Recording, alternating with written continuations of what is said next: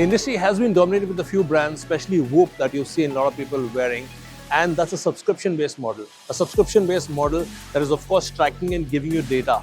And I use it myself, but you see it's not on my arm anymore, because the part of manually entering your journal was the most annoying part for me, because I don't end my day after reading and writing emails, having to now log a journal to get more precise data analysis out of my Whoop, which was the reason why I discontinued my subscription.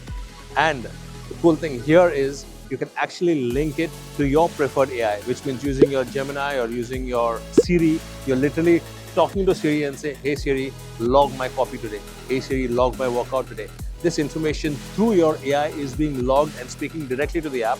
So there's no more manual journal entries. And I think that's a game changer when it comes to giving in data insight into the application to analyze it perfectly. They've got the same kind of options that you see obviously in the industry. You've got the bands are rubber, mostly for sports, and then you've got the versions which are with fabric, as well as there are leather versions which are going to be out in the market soon. Now let's talk about the rings. So if you're using the ring, obviously it goes on your index finger, and that's what would do all the tracking. You don't need to have the band and the ring.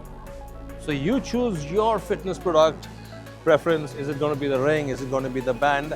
And what really matters is the data insight and how much of information you put in so that you can track your sleep.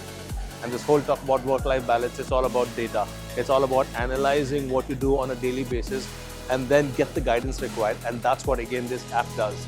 It gives you insight, information on what you should do and how you should do it to better your current health conditions based on your current lifestyle. And the last but the coolest thing is this is not a subscription model. You buy the product, the software and the access to all its features is perpetual. It's a lifetime access with the product. And that's some amazing tech on the Technologist.